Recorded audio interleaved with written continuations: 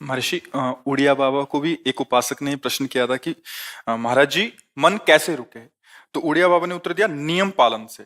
यदि हम नियम पर दृढ़ रहें तो मन हमारा क्या कर सकता है? नियम तो परमात्मा देखता है। हम लोग नियम पर दृढ़ नहीं रहते, इसी से हमारे देश की दुर्दशा है। संध्या वंदन तक का नियम जाता रहा है। भजन करने के लिए नियम की बड़ी आवश्यकता। हाँ, बड़े नियम की आवश्यकता है। तो जैसे प्रातः काल से सायंकाल तक की हर व्यक्ति की अपनी एक दिनचर्या होनी चाहिए। ऐसा नहीं कि आज हम 4 बजे उठे, कल 7 बजे उठे, पर फिर मन को आप कंट्रोल नहीं कर पाएंगे। मन के लिए एक दिनचर्या होनी चाहिए कि हमको 10 बजे सोना है, 4 बजे उठ जाना है। तो फिर 4 से 4:15 नहीं होना चाहिए, 4 बजे उठ जाना, ऐसा नियम बना ले। और उठ करके हमको थोड़ी देर नाम जप करना है, थोड़ी देर हमें वाणी जी का गायन करना है, थोड़ी देर हमें ध्यान, एक अपनी दिनचर्या। फिर हम अपने संसार के कार्य के नियम, जो संसार के कार्य हैं, उनको भी करते हुए भगवान को समर्पित करें। जैसे जो पद में है, जो आपको राष्ट्र सेवा मिली है, जो आपको समाज सेवा के पद मिले हैं, या आपको जो घर की सेवा के कार्य मिले हैं, उनमें बहुत धर्म पूर्वक आचरण होना चाहिए।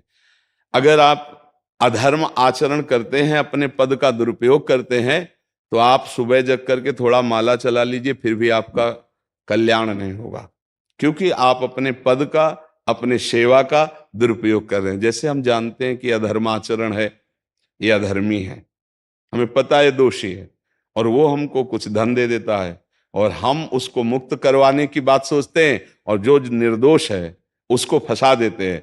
अब तुम चाहे जितना माला चलाने की कोशिश करो या दान पुण्य करो, वो तुम्हारा अधर्म आचरण, वो अधर्म का धन तुम्हें सतमार्ग में नहीं जाने देगा। नियम लेना चाहिए कि जिस पद में है, जिस धर्म में है, जिस कर्तव्य में है, चाहे कुछ भी हो जाए, हम अपने कर्तव्य से विमुख नहीं होंगे। जितना जप महान है, उतने कर्तव्य महान है। दोनों बातें समझना है। जब माला फेरा और इसके बाद बेईमानी, अधर्माचरण, इनका कोई नियम नहीं है कि हमें कैसे चलना है, तो वो माला काम नहीं कर पाएगा। क्योंकि उसका तभी सत्य भाव माना जाएगा माला जपला, जब धर्माचरण है। धर्माचरण नियम से। बोले वो बड़े कट्टर नियम वाले हैं, उनको घूस नहीं, आप उनको भयभीत करके नहीं काम करवा सकते, प्रलोभन में काम नहीं करा सकते। ये हमारी गृहस्थी है ना, तो गृहस्थी के पालन के लिए धन चाहिए, और धन के लिए हम धर्म को आगे रखें, धन को नहीं। धर्म को, हमारा कर्तव्य क्या, प्रायः जैसे पूज्य बाबा ने कहा, आज हमारे देश में बहुत दुर्दशा हो रही है। दुर्दशा हो रही, क्यों? क्योंकि सब अपनी जगह से गलत हो रहे हैं। अगर अपनी जगह हम ठीक रहे तो हमारी दुर्दशा नहीं होगी। हमारा भजन कम होगा, लेकिन हम धर्म से चल रहे हैं तो हम विजयी होंगे। हम भगवान को प्रसन्न कर सकते हैं, क्योंकि हमें जो कार्य मिला है वो भगवान का ही कार्य, सृष्टि भगवान का कार्य। जैसे नए बच्चे कुछ वकालत पढ़ रहे थे, तो यहाँ के प्रश्न किया था कि हम जानते हैं कि वो दोषी नहीं है, हम जानते हैं कि वो दोषी है, पर दोषी हमें पैसा दे रहा है, तो हम वकालत पढ़ी इसीलिए, हम उसको जिताएंगे, तो क्या कोई पाप है? तो उनका खुला पाप है। बोले नहीं, हमारी कोई ऐसा कंपनी दो, ऐसा कुछ बोले कि हमारी कंपनी को ये सिखाया जाता है, तो हमको तो ये करना ही होगा, अगर नहीं करेंगे तो हमारी वकालत का मतलब क्या रहा? तो नहीं, वकालत का मतलब अधर्मी को मुक्त करवाना नहीं है। वकालत का मतलब अधर्मी के सबूत एकत्रित करके उसको दंड दिलवाना है, और धर्मात्मा को मुक्त करवाना है। अब इसके लिए आपके पास अर्थव्यवस्था अगर कमजोर भी है, तो धर्म व्यवस्था आपकी पूरी है। धर्म व्यवस्था ठीक है तो परिवार स्वस्थ रहेगा, सुखी रहेगा, भगवान आप पर प्रसन्न रहेंगे। अच्छा, फिर हमने तर्क रखा कि जैसे आपकी बहन के साथ कोई गलत व्यवहार करे, आपको पता है, और वो आपको 10 लाख रुपया घूस दे, तो क्या आप उसका पक्ष लेंगे? नहीं। तो फिर दूसरी बहन के साथ किया है। अब यहां विचार करना है ना, अपने भाई का अगर कत्ल किए हो, मुझे पता हो कि ये दोषी है, तो क्या हम पैसे से उसको मुक्त करने देंगे? लगेगा कि जान की बाजी लगा देंगे, और तुम्हें हम, ऐसे ही एक गरीब आदमी की किसी ने हत्या की है, तो आपका पक्ष बनता है। पर यह ज्ञान कहां मिलेगा? बिना अध्यात्म के ज्ञान तो मिलेगा नहीं। ज्ञान तो इस बात का मिला कि कैसे पैसा कमाया जाए। अच्छा, वो पैसा यदि अधर्म से आया है तो आपकी दुर्दशा कर देगा, आपकी बुद्धि भ्रष्ट कर देगा। तो जो बाबा कह रहे हैं कि आज हमारे समाज की बड़ी दुर्दशा हो रही, उसका कारण यही है कि हमें अध्यात्म का ज्ञान नहीं, हमें धर्म का ज्ञान नहीं, और बड़ी बड़ी गलतियां हो जाती है। बिल्कुल पता है आदमी निर्दोष है और हम धन के प्रभाव से उसको दंड दे देते हैं। वो दंडा भगवान जब आपको पलट कर देंगे तो आप सह नहीं पाओगे, उसका परिणाम बहुत बुरा होता है। तो इसलिए समाज को चाहिए अपने अपने कर्तव्य का पालन करते हुए एक नियमावली बना ले। जैसे कुछ दुकानों का नियम होता है कि वहां फिक्स रेट होता है, नहीं होता? वहां ये नहीं चलेगा कि कसम से कहते हैं कि तुम्हें हम अपना जान करके कि 100 रुपया मीटर ये मिला है, हम बिल्कुल मुनाफा नहीं ले रहे। नहीं, झूठ क्यों बोल रहे हो?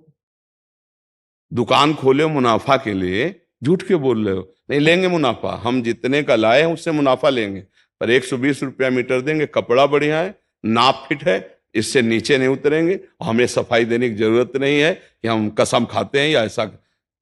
जानते हो ये बिजली है, दुकान है, नौकर लगे हैं, तो इसका मुनाफा लेने के लिए दुकान खोलें, कोई दान करने के लिए तो नहीं।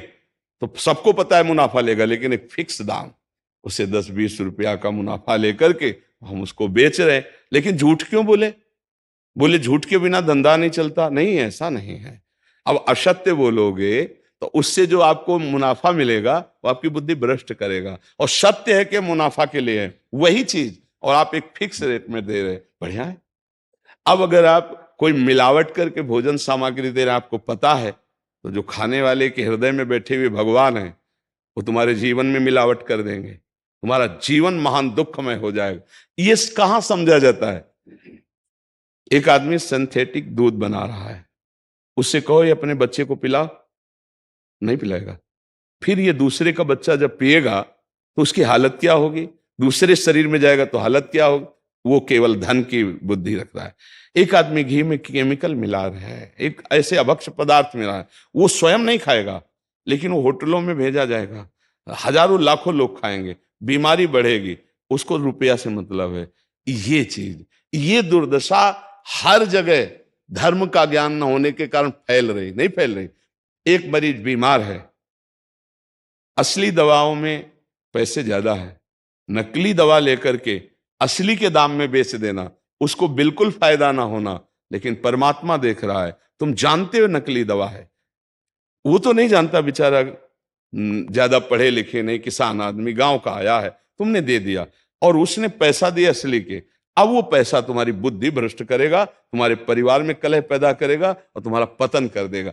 ऐसे हर डिपार्टमेंट में, हर विषय में यदि हम अपने धर्म से चले, अपने सत्य से चले और थोड़ा भी भजन होगा, वो आपको उत्तम गति प्रदान करेगा। पर ऐसा कहां समझ में आ रहा? अध्यात्म के बिना भला ऐसा समझ में आएगा? तो इसीलिए कह रहे हैं हमारे देश की दुर्दशा हो रही।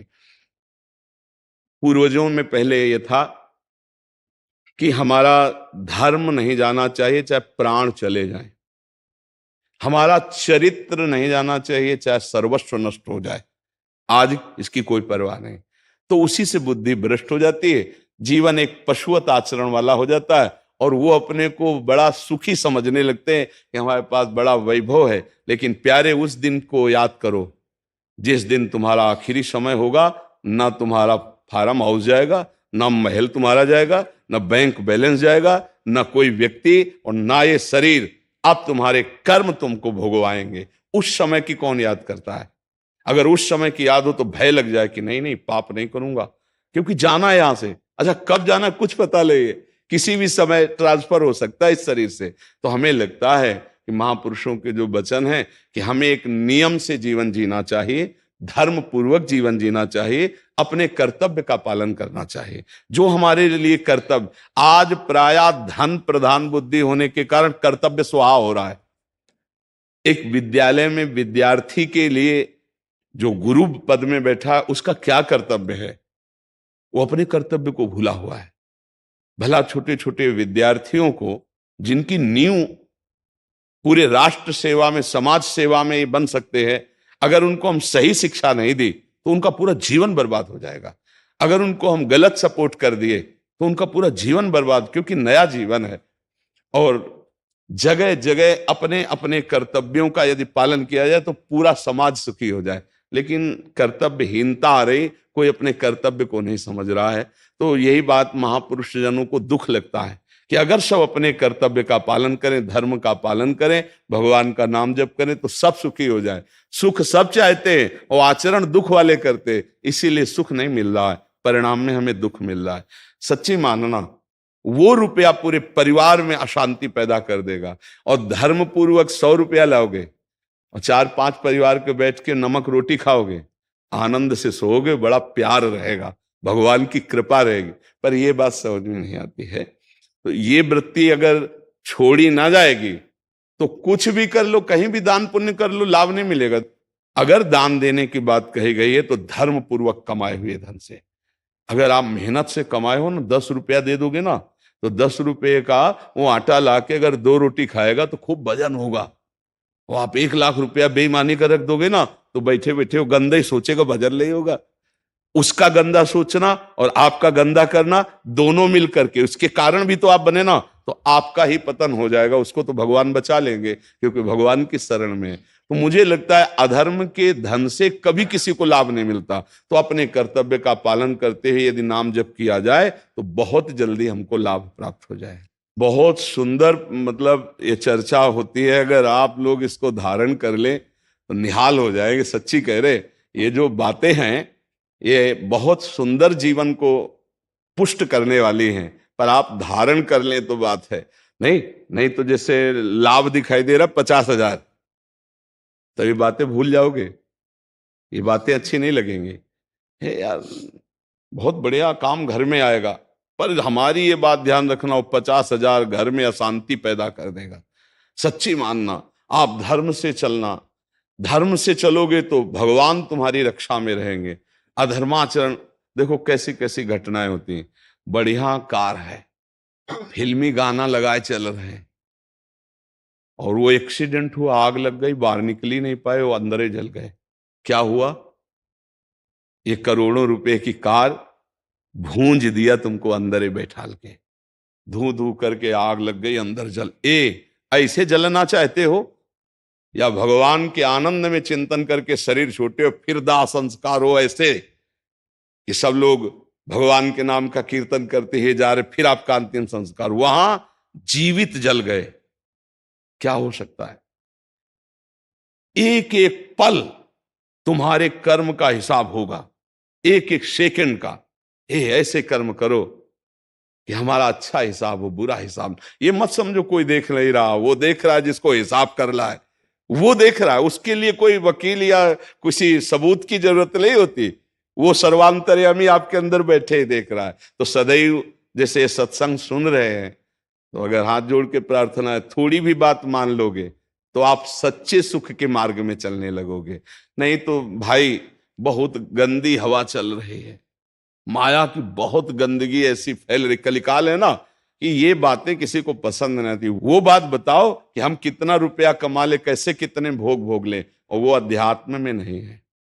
आपको सच धोखे में मत रहना, अध्यात्म में है। जितना आप धर्म से चलोगे उतना सुखी होगे, और लोक में है जितना धन मिल जाएगा उतना सुखी माना जाएगा। लेकिन वो सुख नहीं है, वो चंद मिनट के लिए हाइलोजन की तरह जलेगा, फ्यूज हो जाएगा। और धर्मात्मा दीपक की तरह जलेगा, पर बहुत काल तक चलता रहेगा। इन बातों का चिंतन कीजिए, खूब नाम जप कीजिए और भगवान के भरोसे रहिए, गंदे आचरण मत कीजिए।